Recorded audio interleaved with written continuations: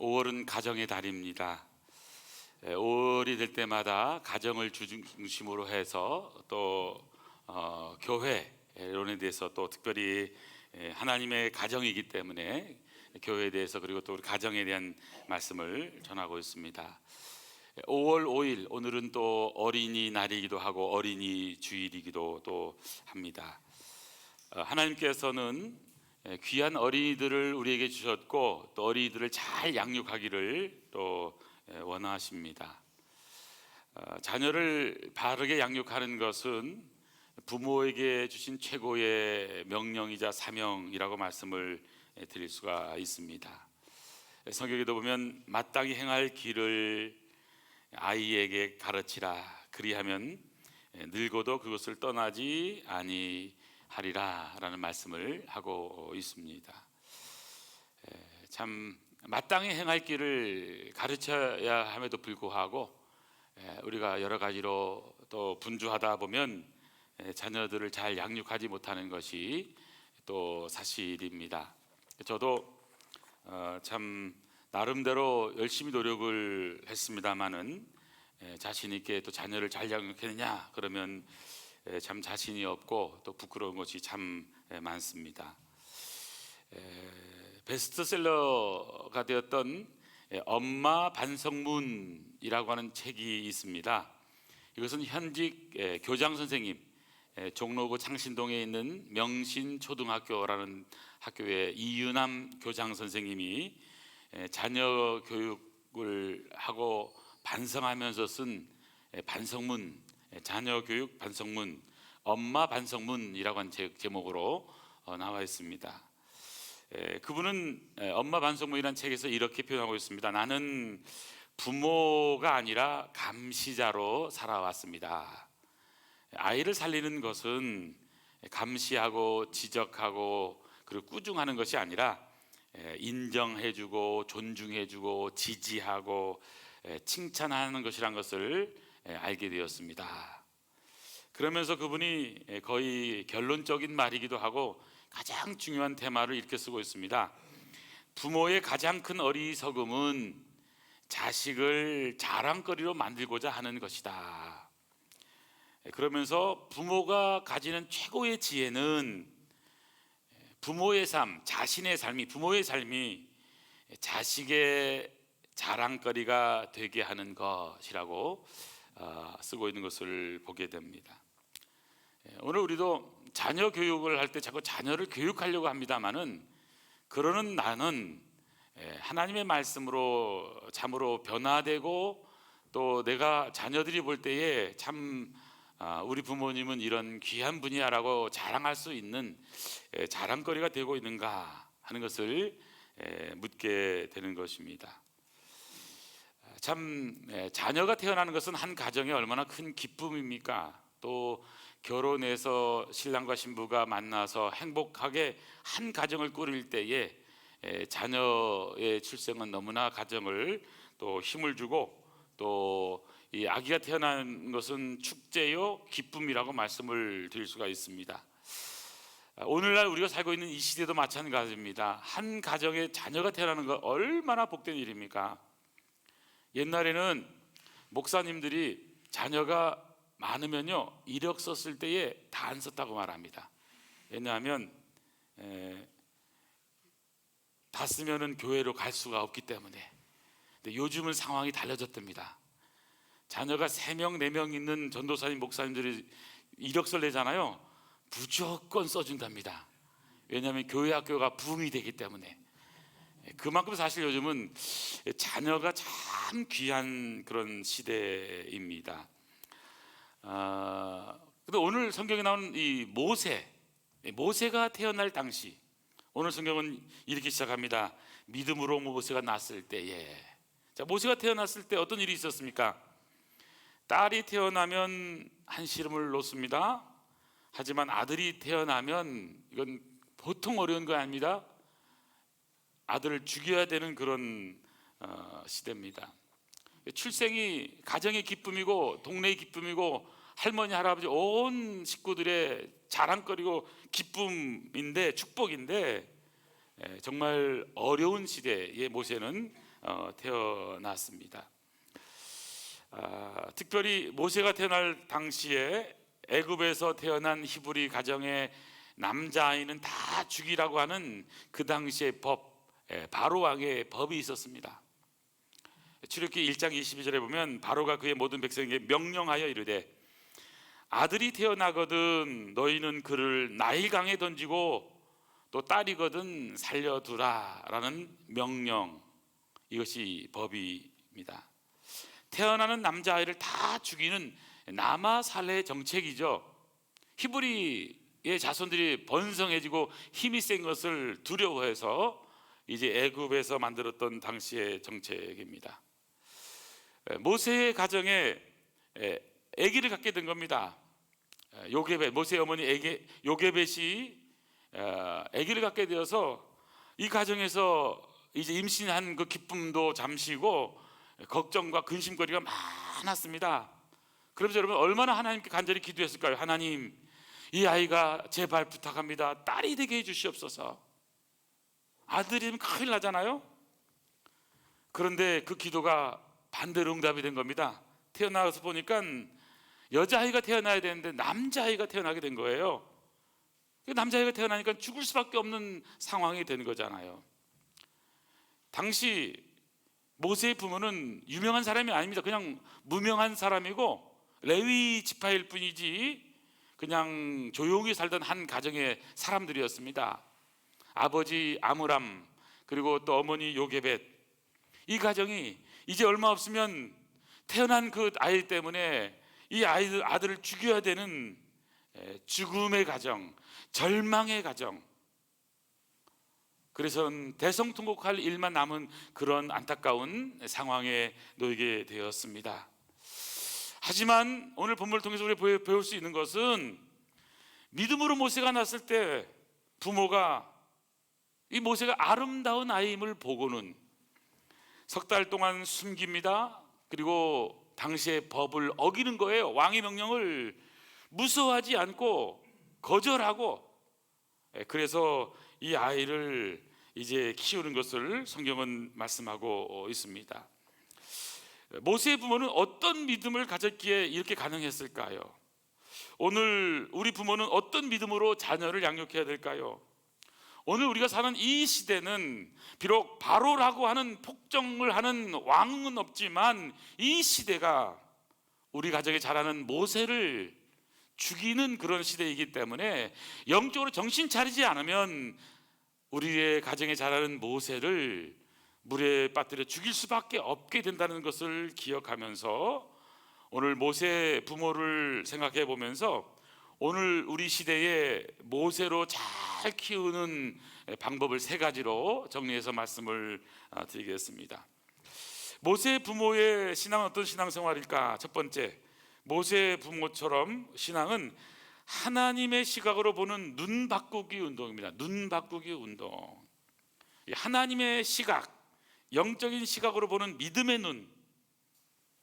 오늘 본문에 보니까 모세가 났을 때 그 부모가 모세를 보고 어떻게 느꼈습니까? 아름다운 아이임을 보고. 아름다운 아이임을 보고. 어느 시대나 이 부모가 자녀를 바라보는 눈이 너무나 중요합니다. 어릴 때는 예쁘지만 점점점 자라면서 조금 말을 안 들으니까 자녀를 미워하게 되기도 하고요. 또 좀 말을 안 들으면 너 아버지 닮아서 그렇다고 욕하게 되기도 하고, 그냥 어른들을 욕하게 되기도 하는 경우가 얼마나 많이 있습니까?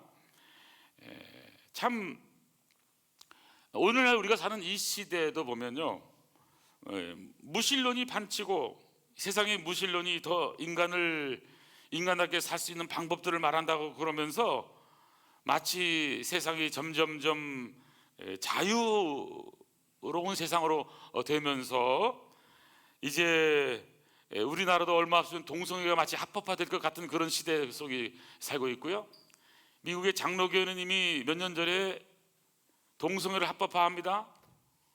그리고 또 2, 3일 전에는 또 미국의 감리교회가 또 그렇게 했다고 말합니다.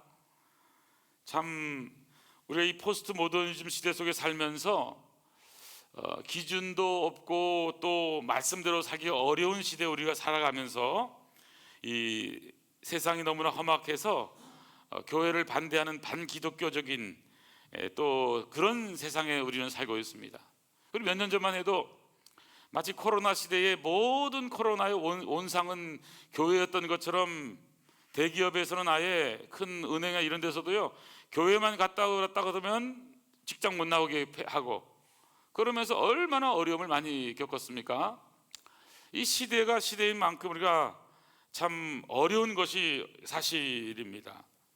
하지만 어떤 시대든지 아무리 시대가 악해도요, 영적으로 깨어서 기도하는 부모가 있다고 한다면 여러분, 다음 세대는 얼마든지 희망이 있다는 것을 기억하면서 우리가 깨어 살아가는 부모가 되어야 됩니다. 그냥 자녀들의 현실적인 것만을 위해서 기도하는 자들이 아니라 영적으로 볼 수 있는, 하나님의 시각으로 볼 수 있는 이 눈바꾸기 운동을 우리는 해야 하는 것입니다. 사무엘 선지자가 될 수 있었던 것은 당시의 시대는 왕이 없으므로 자기 손에 옳은 대로 행하던 그런 시대였습니다. 마지막 사사였던 사무엘, 그 시대의 제사장은 엘리라고 하는 제사장이었습니다. 근데 이 엘리의 제사장은 참으로 하나님께 진정한 예배를 드리기보다는, 성경에 보면은 제사장의 아들들을 보면 예배를 멸시하고 하나님 여호와를 알지 못하고 행실이 나쁘고 자기 속에는 옳은 대로 살아가던 그런 가정이었던 것을 보게 됩니다. 하지만 성경에 보면요, 사무엘 뒤에는 어머니 한나, 기도하는 어머니 한나가 있었다고 말씀합니다. 사무엘상 1장 10절에 보니까 한나가 마음이 결어서 여호와께 기도하고 통곡하면서 서원하여 이르되, 만군의 여호와여, 만일 주의 여종의 고통을 돌보시고 나를 기억하사 주의 여종을 잊지 아니하시고 주의 여종에게 아들을 주시면 내가 그의 평생의 그를 여호와께 드리고 삭도를 그의 머리에 대지 아니하겠나이다. 평생의 그를 여호와께 드리고, 사무엘이라고 하는 의미가 뭐냐면 하나님께 드린다 하는 겁니다. 그대로 이름을 하나님께 드린 존재로 사무엘이라고 지었고, 그리고 하나님 앞에 모든 것을 바쳐서 서원 기도를 통해 태어났을 뿐만 아니라 서원대로 하나님께 바친 어머니 한나가 어려운 시대의 민족의 지도자로 사무엘이 태어나게 되는 것입니다. 예수님의 길을 예비했던 세례요한의 뒤에는 경건한 아버지 사가랴, 그리고 또 믿음의 사람, 바로 어머니 성령 충만한 엘리사벳이 있었던 것을 기억합니다. 요한의 아버지 사가랴는 레위 자손 제사장이었고요, 또 어머니는 아론의 자손이었습니다.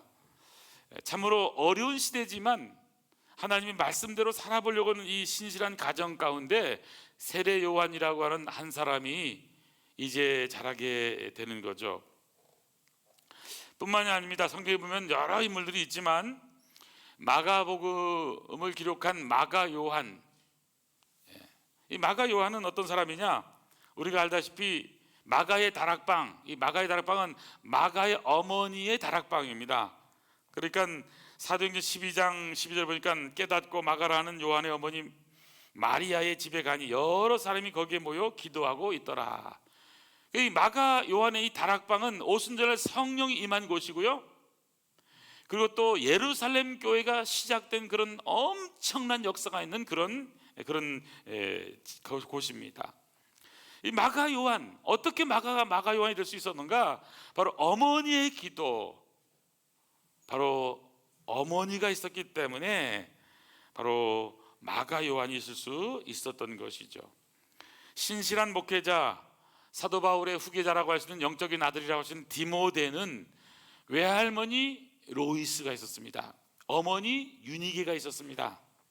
사도행전 16장에 보니까 바울이 더베와 루스드라에게도 이름에 거기 디모데라는 제자가 있으니 그 어머니는 믿는 유대 여자요 아버지는 헬라인지라 디모데는 루스드라와 이고니에 있는 형제들에게 칭찬을 받는 자니. 이렇게 여러분, 모든 사람들 뒤에는 누가 있었느냐? 어머니, 아버지가 있었던 거예요. 그러니까 오늘 우리는 자녀들이 잘 되기를 소원하지만 자녀들의 부모인 오늘 내가 변화되고 내가 하나님 앞에서 새로워지려고 하는 이 변화의 몸부림은 하지 않는다고 하면 그것은 반성해야 될 일이라는 사실입니다. 저는 그런 의미에서 자녀들을 향해서 요구할 것이 아니라, 주님, 제가 변화되게 하여 주시옵소서, 나를 새롭게 하여 주시옵소서. 다시 한번 우리 자신이 하나님의 말씀으로 새로워지는 은혜가 있기를 간절히 소원합니다. 칼 비테 목사님, 그 아들이 주니어 칼 비테인데요, 어떤 의미에서는 조기 교육의 최고의 이론서입니다. 이건 200년 전에 나온 책인데 지금도 많이 팔리는 베스트셀러입니다. 책 제목이 칼 비테의 공부의 즐거움이라고 하는 책입니다. 칼 비테의 공부의 즐거움. 여러분, 제가 설교 노트에도 적었습니다마는 이 칼 비테 목사님이 어떻게 하면 자녀를 잘 신실하게 키울까 생각하면서 아내를 선택하는 게 제일 중요하다고 생각을 해서 시골의 목사님의 따님을 아내로 맞이해서 이분이 결혼하고 목사님이 되었는데, 자녀가 나왔는데, 칼 비테 주니어가 나왔는데 조산하는 바람에 온전하지 못한 겁니다. 목에 탯줄을 감고 나와서 발육부진, 잦은 병치레, 또 지적 장애인이라는 판정까지 받게 되다고 합니다. 하지만 이 칼 비테 목사님이 조기 교육을, 신앙교육을 시작했는데 9살 때 6개 국어를 하게 되고요, 그 다음에 또 9살에 괴팅인 대학을 입학하게 되고 13살에는 철학박사 학위를 받게 된답니다. 그리고 16살에는 법학박사 학위를 받게 되고 또 법학과 교수로 임용되는 그런 분이 쓴 겁니다. 칼 비테의 공부의 즐거움. 거기 보니까 이런 얘기가 나옵니다. 좋아서 한번 옮겨봤습니다. 지나치게 엄격한 교육은 아이의 발전을 방해합니다. 하지만 또 지나친 관용 또한 아이를 나태하고 산만하게 만들 수 있습니다. 이 두 가지 극단적인 실수를 범하지 않는 게 가장 좋은 교육입니다. 자, 엄격한 교육, 그리고 관용의 마음을 적절하게 잘 조화시키면서 관용의 마음을 우선순위에 두어야 하는 것입니다. 자, 여러분 설교 노트에 적어두었습니다. 여러분, 부모 입장에서 자녀라고 하는 것을 단순하게 그냥 볼 것이 아니라 바로 하나님의 계획, 하나님의 목적, 하나님의 의도를 볼 수 있는, 하나님의 시각으로 자녀를 바라볼 수 있는 눈이 바뀌는 것을 우리가 해야 된다는 사실입니다. 저는 그런 의미에서 오늘 하나님의 뜻, 하나님의 목적을 통해서 우리 자녀를 바라보고 기도하는 우리 하나님의 사람들 다 되기를 간절히 소원합니다. 그래서 그때 모세가 났는데 하나님의 보시기에 아름다운 아이잖아요. 그래서 모세가 볼 때도 얼마나 아름다운지 그 아이를 바라본 눈이 하나님의 시각으로 보았다고 하는 사실입니다.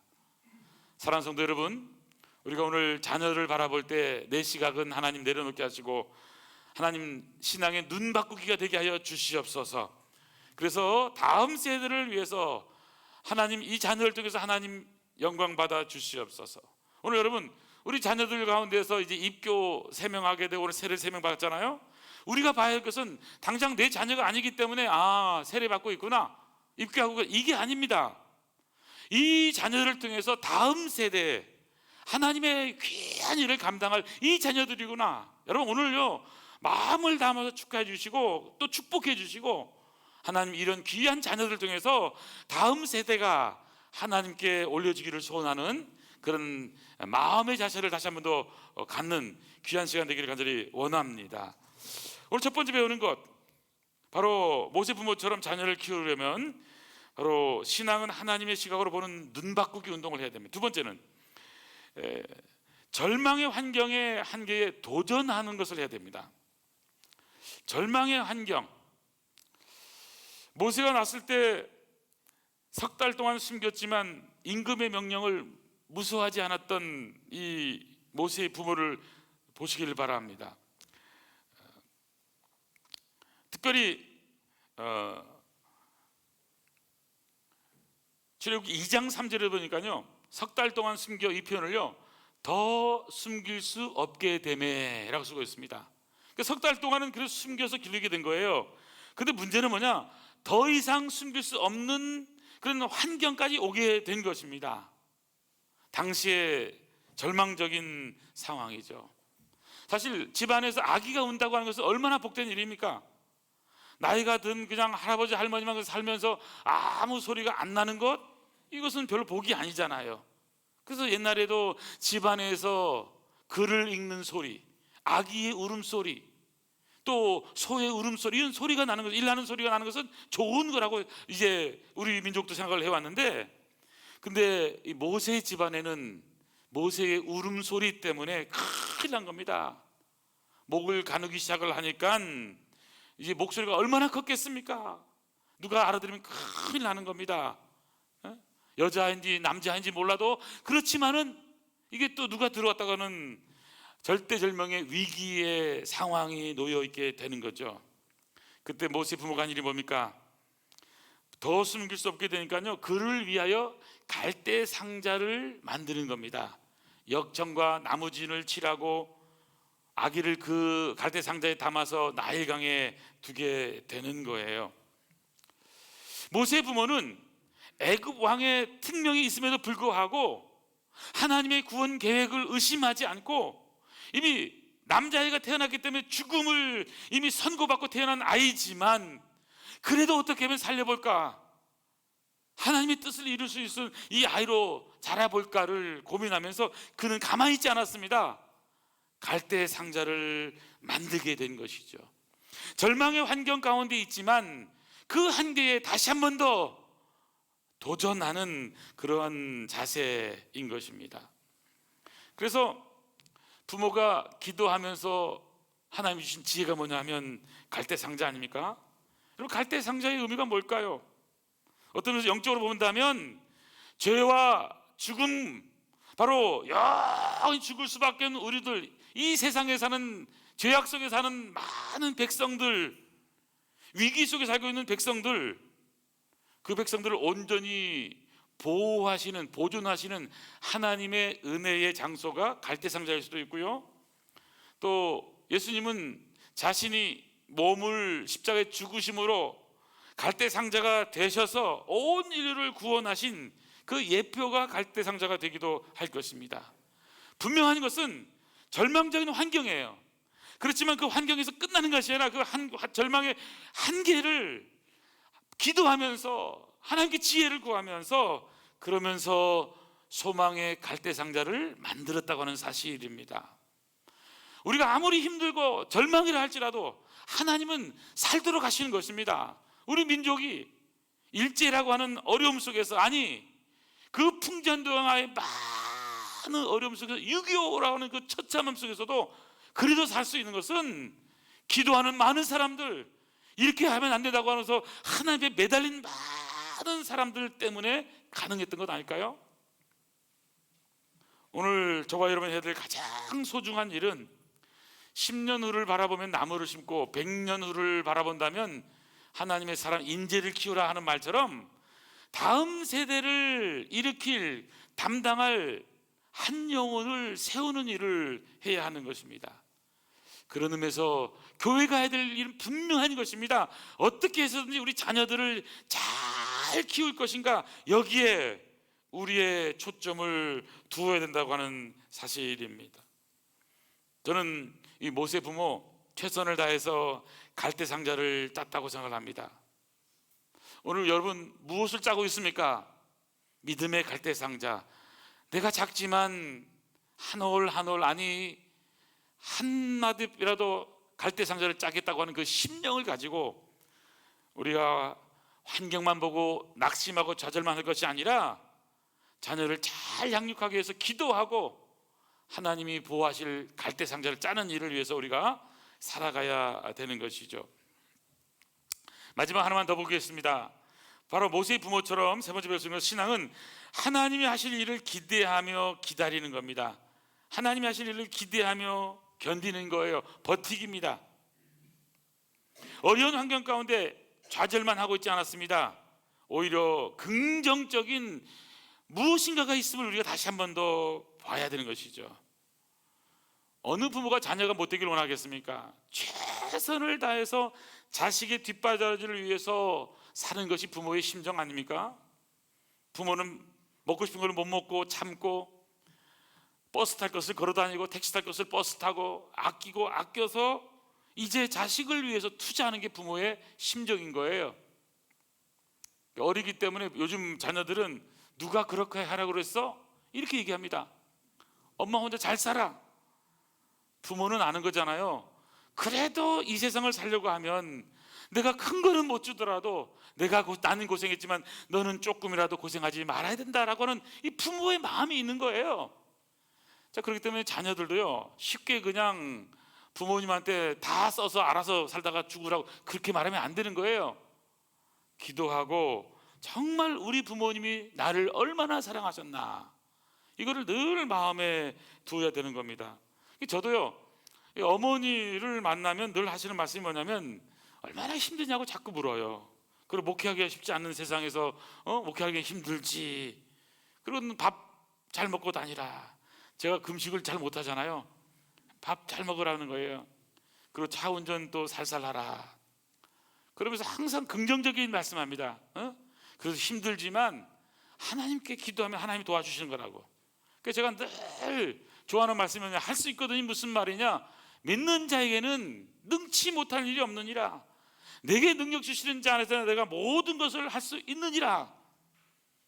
이 모세의 부모의 믿음, 우리 인간은 좌절하고 한계 때문에 절망하지만 그러나 다시 일어나서 하나님이 하실 위대한 일들을 기대하고 기도하면서 견디고 버티고 기다리면 하나님의 놀라운 기적의 역사가 일어날 수 있다는 거예요. 여러분, 모세에게만 일어나는 기적이 아닙니다. 모세의 부모에게만 일어나는 기적이 아닙니다. 오늘 저와 여러분의 상황 가운데서도 힘들고 어려워도 부모가 잘 버티고 견디고 기다리고 기도하고 있으면 하나님이 하실 위대한 역사가 있다는 사실입니다. 그런 의미에서 저와 여러분이 해야 될 가장 소중한 일이 뭘까요? 우리의 자녀들, 다음 세대들, 주님의 몸된 교회에서 자라고 있는 귀한 어린 영혼들을 잘 돌보고 사랑해주고 축복해주고 기도해주고 따뜻한 말 한마디 해주고. 여러분, 오늘 이 아이들이요, 오늘 세례받고 입교를 하잖아요. 여기서 나와서 하니까 예배도 길고 얼마나 힘들겠어요. 찬양도 한 번만 하면 되는데 몇 번씩 하니까 얼마나 힘들겠어요. 잘 견뎌줘서 고맙고, 여러분 이따가 입교가 세례받으면요, 그냥 하지 마시고 축하를 많이 해주시기 바랍니다. 꼭 축복해 주시고. 저는 그래서 우리 아름다운 교회가 참 이런 다음 세대를 준비하면서 이 어려운 시대 가운데서 죽을 수밖에 없는 영혼 모세를 다시 살리고 그 모세를 키워서 하나님의 위대한 역사를 이룰 수 있는 우리 아름다운 교회 되기를 간절히 소원합니다. 기도하시겠습니다. 하나님 아버지, 감사합니다. 어려운 시대를 살고 있습니다. 하지만 주님, 이 시대 가운데서도 하나님의 사람 모세가 키워져야 되고 또 모세를 통해서 이 나라 이 민족이 다시 새로워져야 되겠습니다. 주님, 우리 아름다운 교회 안에 아버지 하나님 모세가 자라게 하시고 모세가 잘 키워짐으로 말미암아 하나님의 위대한 역사를 이루는 아름다운 복된 영혼을 되도록 축복하여 주시옵소서. 우리 어른들이 이 사랑하는 우리의 자녀들 지지하게 하시고 칭찬하게 하시고 축복하게 하시고 잘할 수 있도록 또 격려하게 하시고 지원하게 하시고, 그래서 아버지 하나님 나라가 다음 세대를 통해서 더 왕성하게 일어나는 복된 아름다운 교회 온 성도, 특별히 어린 영혼들 되도록 축복하여 주시옵소서. 어린이 주일을 맞이하며 저희들이 자녀를 잘 양육하지 못했던 것을 회개하며 우리 사랑하는 자녀들이 믿음 안에 잘 자랄 수 있도록 꼭 기도로 보태게 하시고, 그래서 이 영혼들이 믿음으로 잘 자라서 다음 세대의 주인공이 되는 아름다운 복된 교회, 복된 성도, 복된 어른이 되도록 축복하여 주시옵소서. 이 놀라운 역사를 이루시는 우리 주님 예수님의 이름으로 기도하옵나이다. 아멘, 아멘.